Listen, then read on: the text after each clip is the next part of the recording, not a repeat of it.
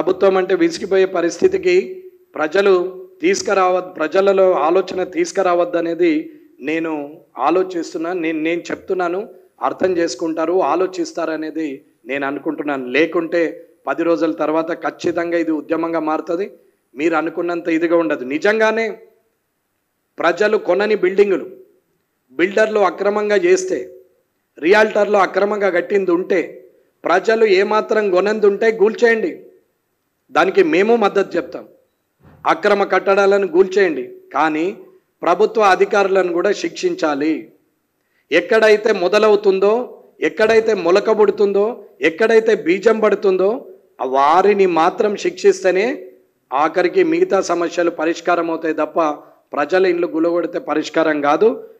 ఆఖరిగా ఒక మాట చెప్తున్నాం, ఇది మలి తెలంగాణ ఉద్యమం కాదు, మన తెలంగాణను బతికించుకోవాలనే ఉద్యమం తయారయ్యే పరిస్థితికి తీసుకురావద్దు రేవంత్ రెడ్డి గారు.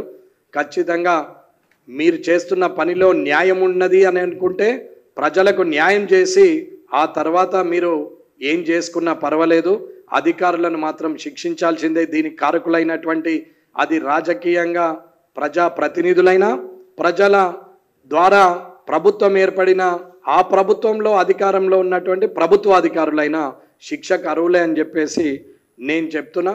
ఎట్టి పరిస్థితుల్లో కొత్తగా తీసుకునేవారు ప్లాట్లు తీసుకున్నా, ఇల్లు తీసుకున్నా, ప్లాట్లు తీసుకున్నా, ఈ జిహెచ్ఎంసి ఆధ్వర్యంలో ఉన్న ఈ హెచ్ఎండిఏ ద్వారా ఇండ్లు కొనాలనుకున్న వాళ్ళు కూడా దయచేసి ఖచ్చితంగా రికార్డుకు చూసుకొని అవతల ఎలాంటి చెరువులు ఉన్నాయి, బఫర్ జోన్లు ఉన్నాయి, కబ్జాలు ఉన్నాయా, అసైన్మెంట్ భూములా, గవర్నమెంట్ భూములా, ఇనాం భూములా, అసలు నిజాం భూములా, ఇవి ఏమిటి అనేది చూసుకొని రికార్డును చూసుకొని చేయాలి.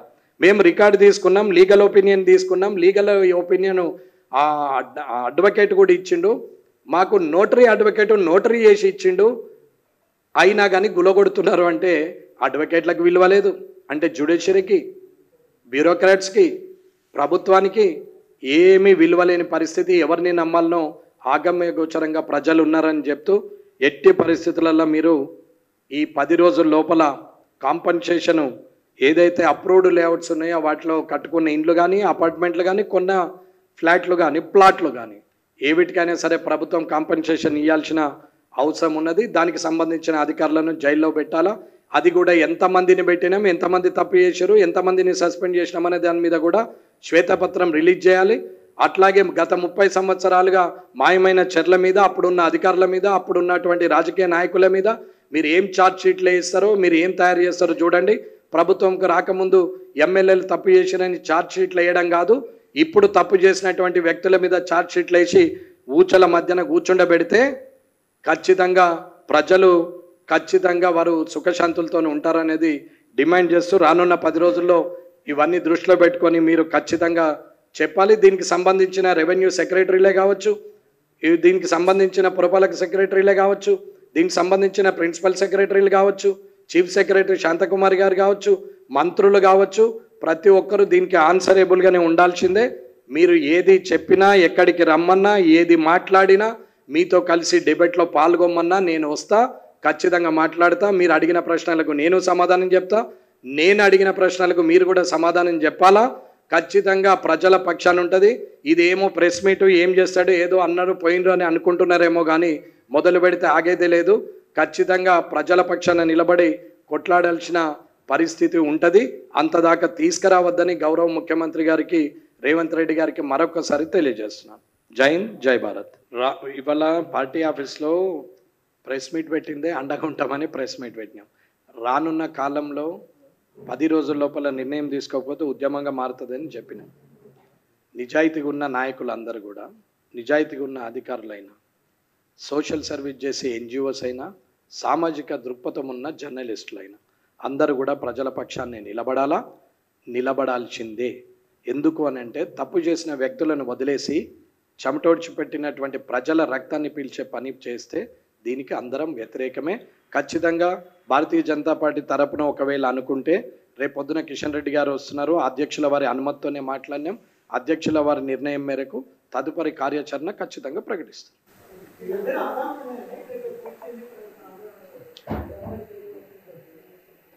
డాక్యుమెంట్స్ లేని కూల్చితే తప్పే లేదు, నేను కూడా దానికి సపోర్ట్ చేస్తాను. ఉన్నాయండి డాక్యుమెంట్స్. ఈ ప్రభుత్వం కూల్చిన దాంట్లో అప్రూవల్ ఇచ్చినటువంటి జిహెచ్ఎంసీ అప్రూవల్ ఇచ్చిన ఆధారాలు ఉన్నాయి, ల్యాండ్ డాక్యుమెంట్స్ ఉన్నాయి, అన్నీ పట్టుకొని వచ్చినాం. ఏ ఆధారాలు లేకుండా ఏం మాట్లాడలేదు. 10 రోజుల తర్వాత ఖచ్చితంగా డెబిట్కి వస్తామని వాళ్ళు రమ్మన్నా వస్తాం, ఉద్యమంలో పాల్గొనేటట్టు చేయొద్దు అనే చెప్తున్నాం. ప్రతి ఆధారం ఉంది.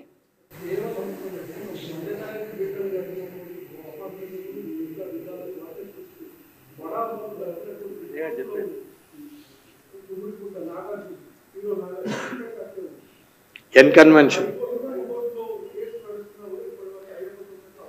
అట్లాగే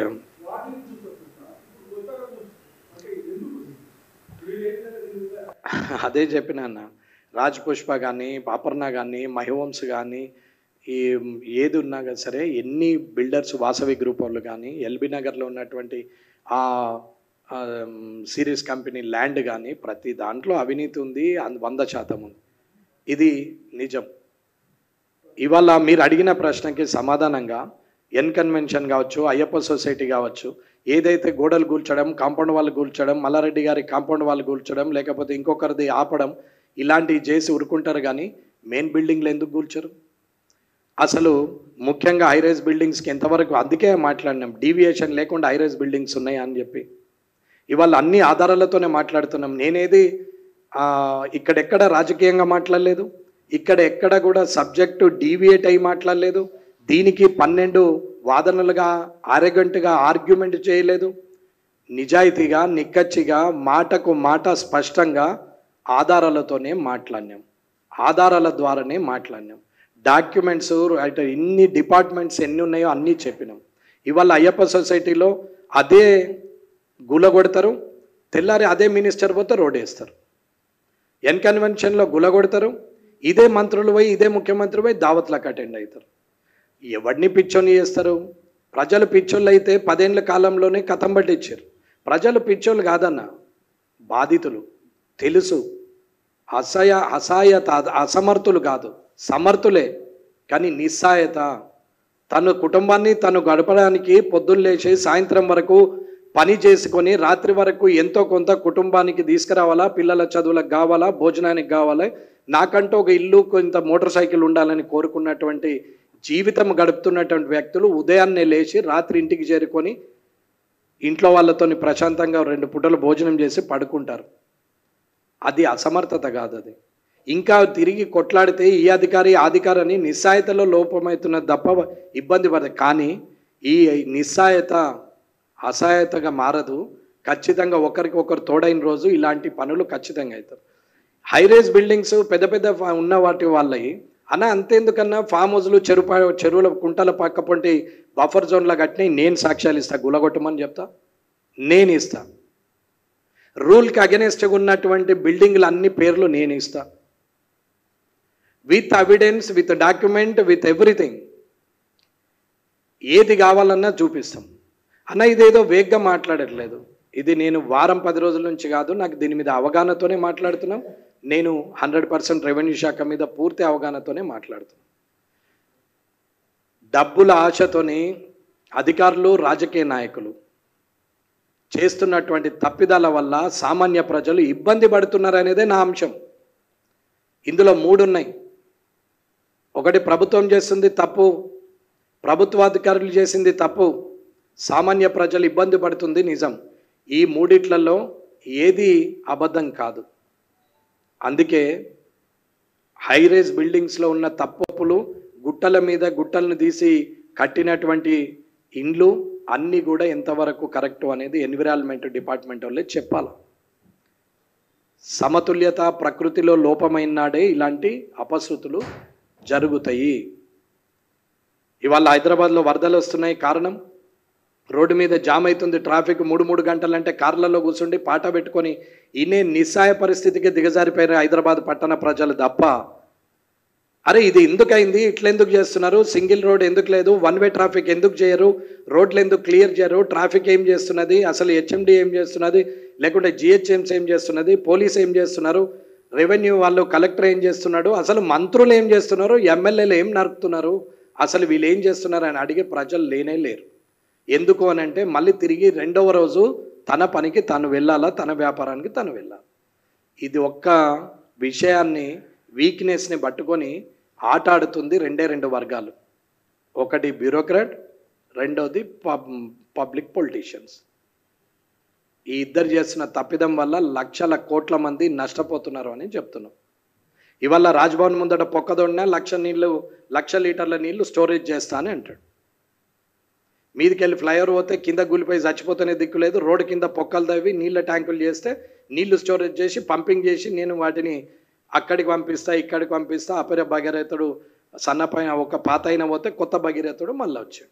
అన్న నేను విమర్శిస్తలేను, ప్రాక్టికల్గా ఉండి స్లోగా స్టడీ చేసి జనం మధ్యలో నిజాయితీగా రేపటి జనరేషన్కు ఏం చేయాలని ఆలోచించి ఒక పైలట్ ప్రాజెక్ట్ చేసి ప్రమోషన్ చేయాలా.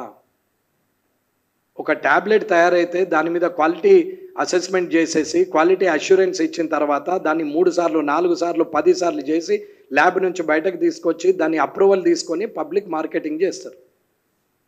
అట్లాంటిది జనజీవనానికి సంబంధించిన ప్రతిదీ కూడా ఇంత రాత్రికి రాత్రే జూలై 1 నాడు మాట్లాడిరట, జూలై 2 నాడు అప్రూవల్ అయిందట, క్యాబినెట్లో పాస్ అయిందట, అసెంబ్లీలో జీవో పాస్ అయింది, హైడ్రా మొదలైంది. దానికి రంగనాథ్ గారు వచ్చేసారు, గులగొడుతున్నారు, మొదలవుతున్నది, గూలిపోతూనే ఉన్నాయి.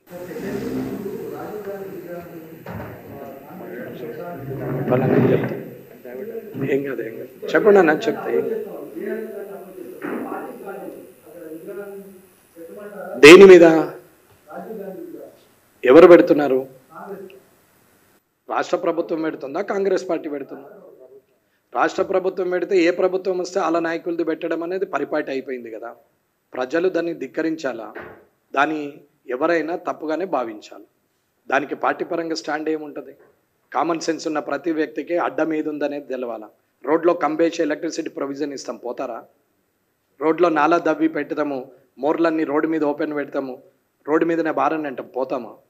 ట్రాఫిక్ ఇంత ఇబ్బంది అవుతున్న సందర్భాల్లో విగ్రహాలు పెట్టుకుంటూ పాండ్స్ తీసేసి విగ్రహాలు పెట్టుకుంటా పోతుంటే ఏమవుతుందండి?